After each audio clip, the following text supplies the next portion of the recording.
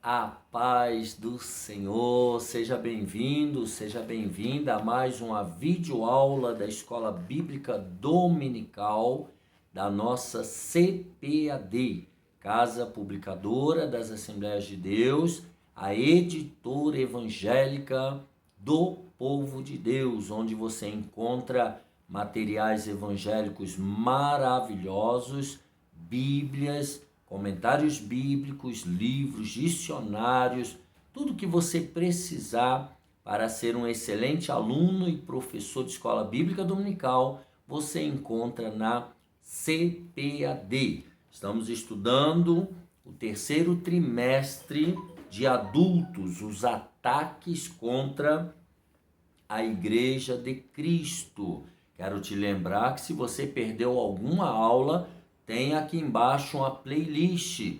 Vá até lá, assista, aprenda. Lembrando que esse tema desse trimestre é um tema muito forte, robusto e demanda muito esforço, muita atenção. Então preste muita atenção, você aluno e professor. Perdeu uma aula, não entendeu o conceito? Volte na revista, volte na videoaula e assista de novo.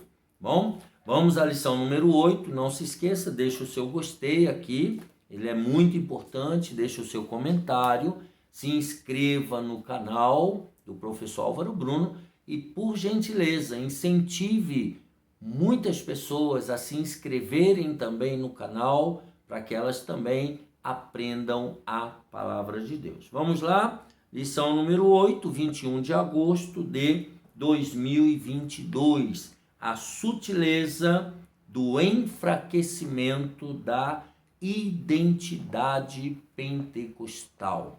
Nós vimos na aula passada a tentativa, a sutileza da relativização da Bíblia. E agora nós vamos entender como isso atinge e enfraquece a identidade pentecostal. Vamos ao texto áureo. E todos foram cheios do Espírito Santo e começaram a falar em outras línguas, conforme o Espírito Santo lhes concedia que falassem. Atos dos Apóstolos, capítulo 2, versículo 4. Verdade prática: a doutrina do batismo no Espírito Santo e o falar em línguas como sua evidência são um distintivo pentecostal mantido pela nossa igreja. A leitura bíblica em classe está em Atos 2, do versículo 1 ao 4, e em 1 aos Coríntios, capítulo 12, do versículo 7 ao 11. Cumprindo-se o dia de Pentecostes, estavam todos reunidos no mesmo lugar. E de repente veio do céu um som como de um vento veemente e impetuoso, e encheu toda a casa em que estavam assentados. E foram vistas por eles línguas repartidas, como que de fogo, as quais pousaram sobre cada um deles. E todos foram cheios do Espírito Santo e começaram a falar em outras línguas, conforme o Espírito Santo lhes concedia que falassem. Mas a manifestação do Espírito Santo é dada a cada um para o que for útil, porque a um pelo Espírito é dada a palavra da sabedoria, e a outro pelo mesmo Espírito a palavra da ciência, e a outro pelo mesmo Espírito a fé, e a outro pelo mesmo Espírito os dons de curar, e a outro a operação de maravilhas, e a outro a profecia, e a outro o dom de discernir os espíritos, e a outro a variedade de línguas, e a outro a interpretação das línguas. Mas um só e o mesmo Espírito opera todas essas coisas, repartindo particularmente a cada um como quer. Vamos aos objetivos desta lição. Primeiro, conceituar o Pentecostes bíblico. Segundo, identificar o distintivo pentecostal de nossa igreja. Terceiro, conscientizar a respeito da manutenção de nossa identidade pentecostal.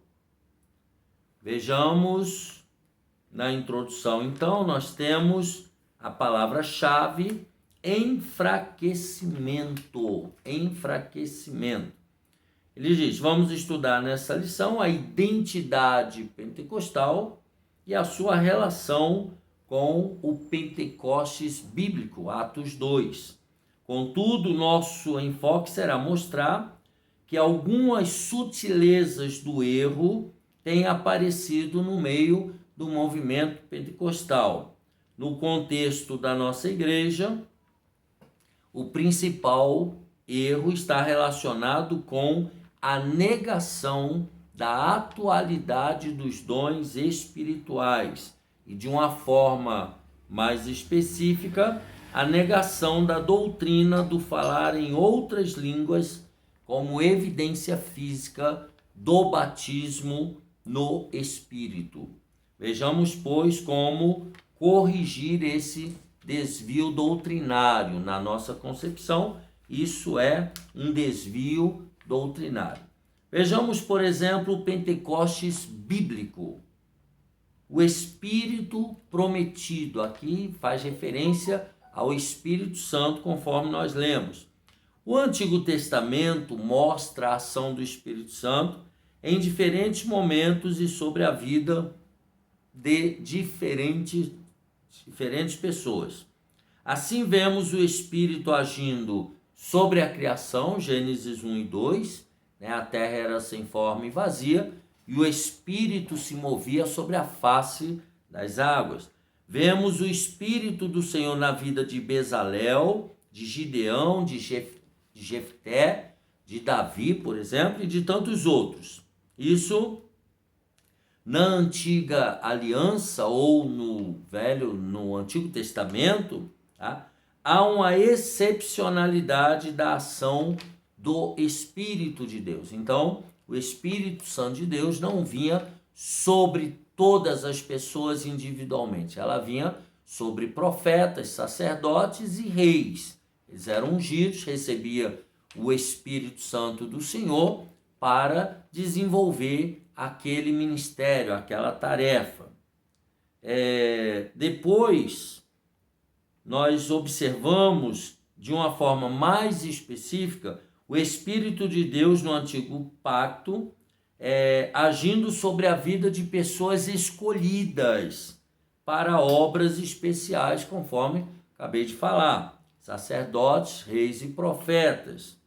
Assim, nós vemos uma ação restritiva do Espírito Santo de Deus na Antiga Aliança. Contudo, no Antigo Testamento já há uma promessa do derramamento do Espírito Santo sobre todos e não apenas sobre aquelas pessoas escolhidas ou uma classe de pessoas escolhidas. O famoso texto de Joel 2:20, Deus promete que haveria um derramar do Espírito Santo sobre servos e servas, sobre pais e filhos, sobre todas as pessoas, não apenas pessoas selecionadas, tá? Já havia essa promessa e você, professor, professora, vai ler aí as referências com os seus alunos. Número 2, o Espírito derramado. Então, no Novo Testamento é que as promessas a respeito do Espírito Santo têm o seu cumprimento. O profeta Joel profetizou a vinda do Espírito de uma maneira copiosa, muito abrangente. Essa promessa teve seu cumprimento no dia de Pentecostes e é identificada como o batismo no Espírito Santo, lá em Atos 2, de 1 a 4. Tá? diferente de algumas denominações. O movimento pentecostal identifica aquilo dali como batismo com fogo, batismo com o Espírito Santo. No Pentecostes, observamos que o Espírito Santo é derramado sobre toda a carne, sem distinção de sexo, raça ou idade. Então, na Nova Aliança, nós temos um derramado Espírito Santo sobre diversificação de pessoas e gêneros. Isso mostra, então, a universalização da promessa de Deus. Era uma promessa universal para todas as pessoas.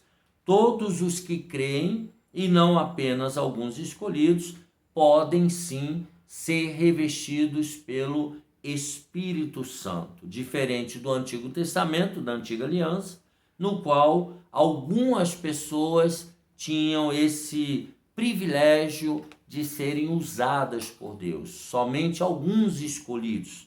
Já na Nova Aliança, a partir de Atos 2, a partir do Pentecostes, Deus derramou o seu Espírito sobre todo o seu povo.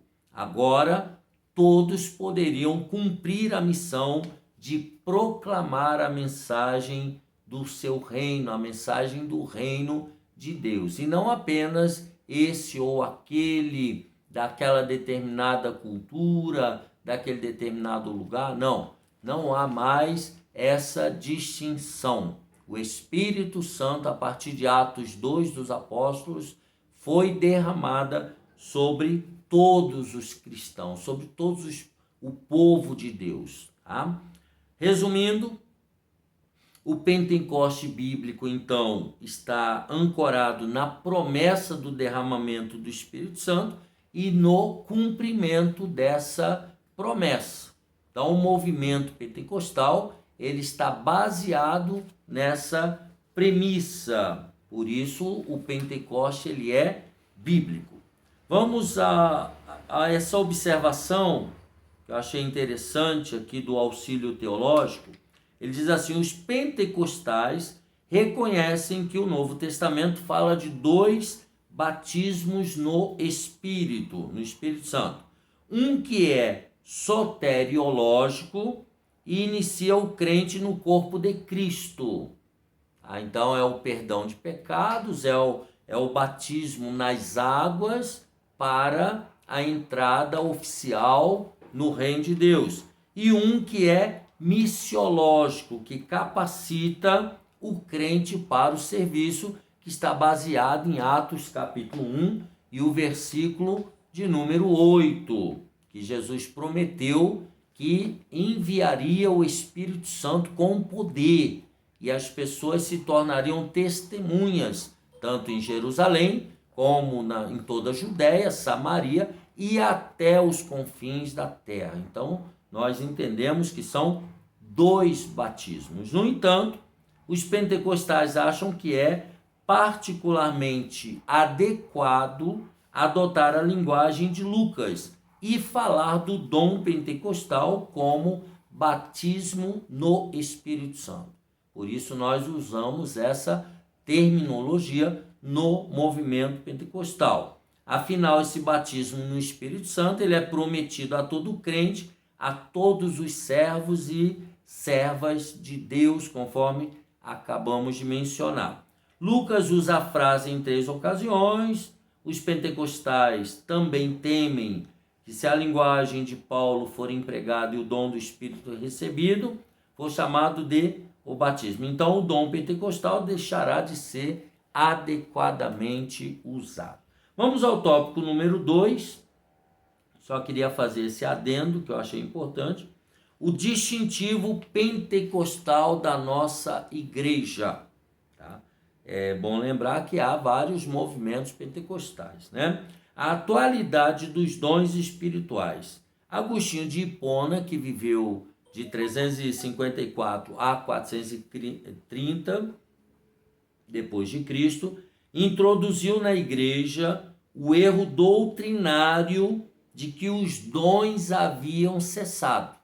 Então, essa heresia, na nossa concepção, ela começa lá no ano 300 depois de Cristo, ou seja, que os dons espirituais cessaram, era só para a igreja primitiva. No entendimento dele, de Agostinho de Hipona, os dons de fato existiram, contudo, haviam sido restritos ao período apostólico. Veja que isso é antigo nessa discussão. Esse ensino moldou então o catolicismo romano medieval, e mesmo com o advento da grande reforma de Martinho Lutero, tá? A reforma protestante, os reformadores não conseguiram se desvencilhar dele. Tá? Continuou-se ainda acreditando no cessacionismo dos dons espirituais. O movimento pentecostal surge posteriormente como resposta a esse desvio doutrinário. Os pentecostais não somente creem que os dons estão vigentes na igreja, como os praticam, como os exercem. Nossa igreja, então, ela emerge na história dessa gigantesca explosão do reavivamento dos dons espirituais. Nossa igreja faz parte desse movimento pentecostal, tá? Na sua Declaração de Verdades Fundamentais de 1916, veja, há mais de 100 anos, as Assembleias de Deus confessavam que todos os crentes têm o direito e devem sinceramente buscar a promessa do Pai, que é o batismo no Espírito Santo e com fogo.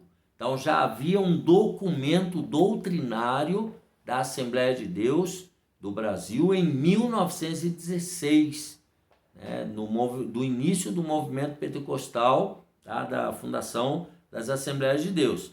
Afirma ainda que o batismo no Espírito Santo com o batismo no Espírito Santo vem o revestimento de poder para a vida e o serviço, a concessão dos dons e seus usos no trabalho do ministério, aquilo que nós lemos em Atos 1 e 8, tá? Para a obra de evangelização, e que essa experiência é distinta e subsequente à experiência do novo nascimento. Então a pessoa aceita Cristo, ela recebe o Espírito Santo, e à medida que ela ora, que ela busca uma comunhão e uma intimidade com Deus, ela é batizada no Espírito Santo e com fogo. E aí vem o tópico 2, as evidências, as línguas como evidências desse batismo com fogo. Aí a Declaração de Fé das Assembleias de Deus, de 1916, nós temos uma bem mais atualizada, moderna, afirma, essa de 1916, que o batismo dos crentes no Espírito Santo é testemunhado pelo sinal físico inicial de falar em outras línguas, conforme o Espírito de Deus lhes dá capacidade de falar, conforme a Bíblia, Atos 2 e 4. O falar em línguas, neste caso, é o mesmo em essência que o dom de línguas. Tá? Em essência, é a mesma coisa, mas tem a sua peculiaridade que nós já vamos falar. Mas diferente em propósito e uso. Tá? Então, a língua é estranha, a língua é desconhecida de quem a fala, mas o propósito e o uso são diferentes. Vejamos, nenhum pentecostal da primeira geração tinha dúvida quanto a isso. Então, naquela época, todo mundo já estava bem doutrinado. Tanto William Durman, bem como Gunnar Wingre e Daniel Berg, nossos fundadores,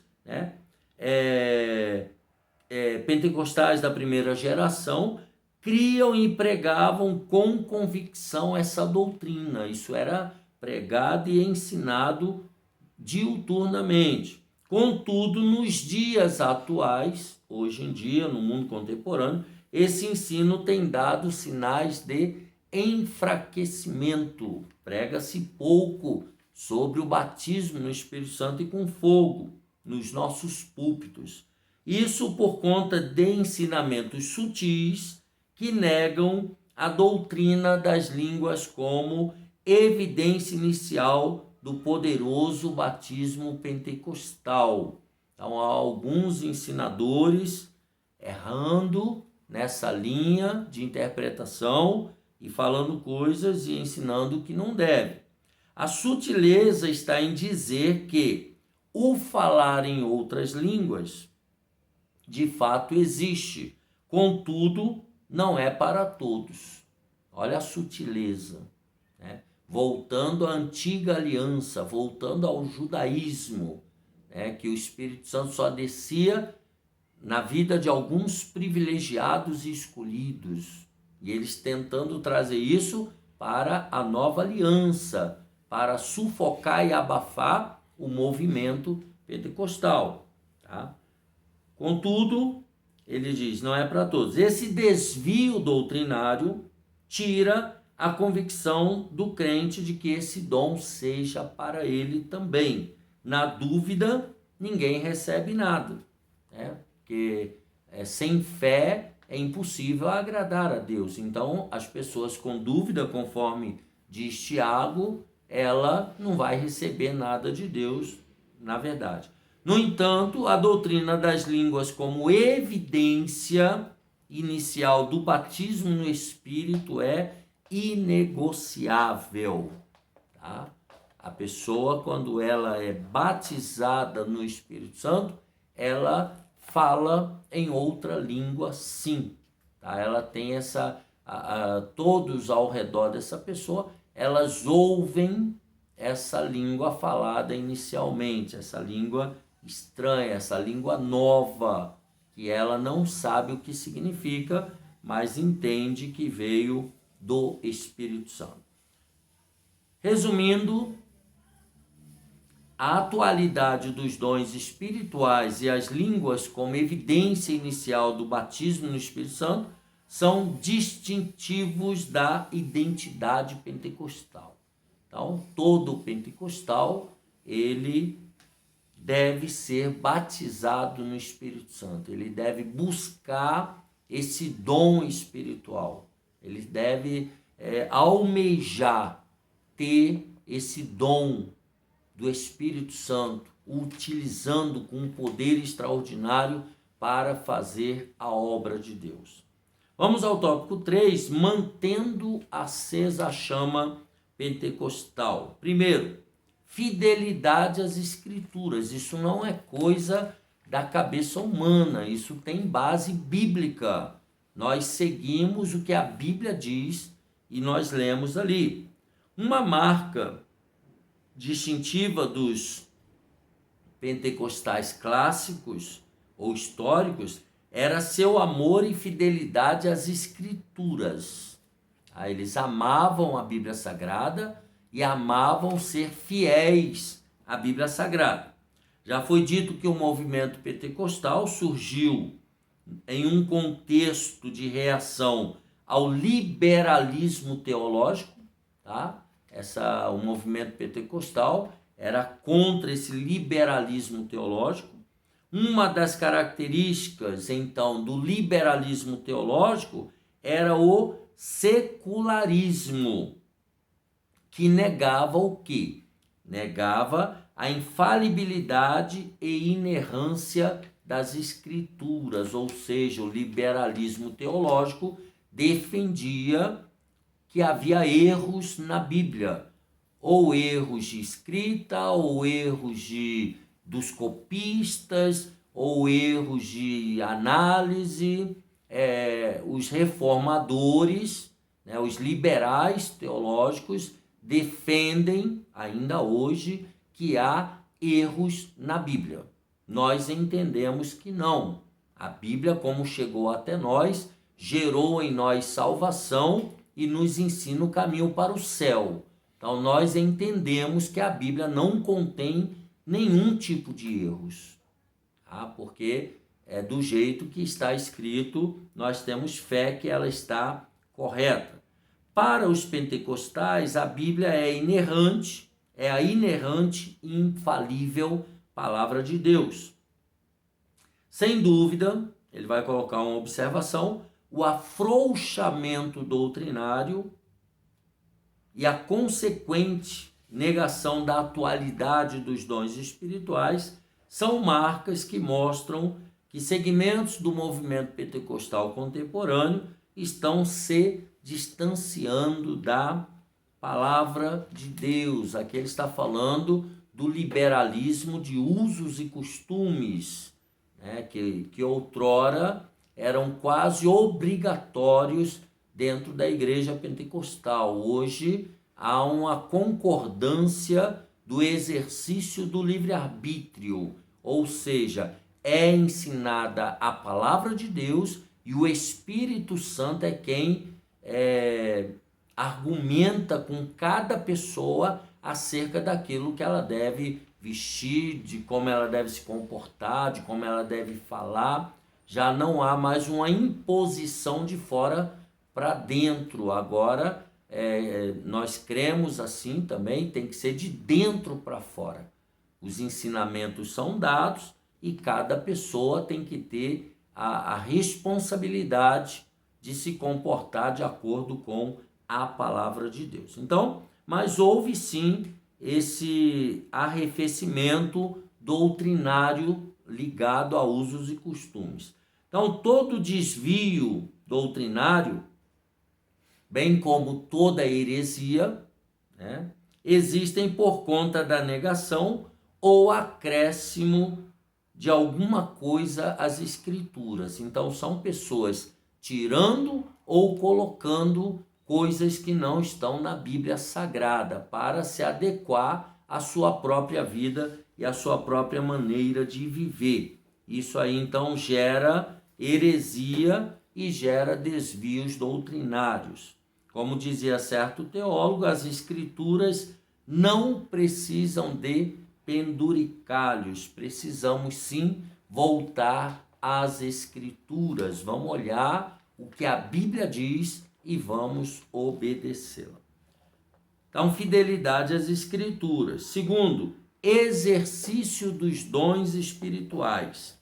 Como nos dias do profeta Samuel, em que as visões não eram frequentes, tinha havido um arrefecimento, assim também os dons espirituais parecem ter se tornado algo extremamente raro entre muitos pentecostais, né? Não existe movimento pentecostal autêntico sem a prática dos dons espirituais, tá? O movimento não pode existir somente como uma doutrina árida, seca, né? Esse movimento deve se expressar no dia a dia através do exercício dos dons espirituais. O medo de possíveis abusos não serve como desculpa. Não podemos rejeitar as verdadeiras manifestações do Espírito Santo por temer as falsas, tá? Sempre haverá, no meio das verdadeiras manifestações pentecostais no uso dos dons espirituais, também as falsas. Cabe à igreja e à sua liderança ter discernimento espiritual para distinguir o verdadeiro do falso, o certo do errado. Mas tem que haver, sim, a manifestação dos dons espirituais para que o movimento pentecostal continue a sua jornada. Resumindo o tópico 3, então, a fidelidade às escrituras e o exercício dos dons são instrumentos espirituais para manter a chama pentecostal acesa e atual para a igreja. Resumindo aí, ou na conclusão, vimos então que o movimento pentecostal possui sólida fundamentação bíblica. Vimos também que, como um movimento do Espírito Santo, o pentecostalismo está dentro de certo contexto histórico, e isso o fez consciente de sua missão. Contudo, após um século do seu advento, o movimento passou a dar sinais de esfriamento, e não há dúvida de que o enfraquecimento doutrinário e até mesmo os desvios teológicos que ocorrem no nosso meio e que negam, um desses desvios é a negação dos dons espirituais para a nossa época, está na gênese desse processo. Isso aí só se combate com ensino, com escola dominical, com cultos de ensino sistemático da palavra de Deus. Assim nós terminamos a lição número 8,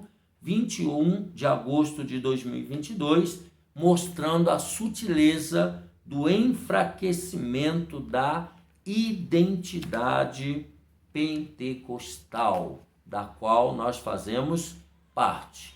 Portanto, meu irmão, minha irmã, você pentecostal, dê lugar ao Espírito Santo, deixe o Espírito Santo te usar. Busque a Deus em oração, busque a Deus em jejum, leia mais a palavra de Deus, não falte aos cultos regulares da sua congregação e dê glória a Deus e busque a manifestação espiritual na sua vida, independente do que está acontecendo ao seu redor. Que Deus te abençoe e te guarde. Terminamos então essa lição número 8 de adultos. Deixe aqui embaixo o seu gostei, se inscreva no canal e até a próxima, se Deus quiser.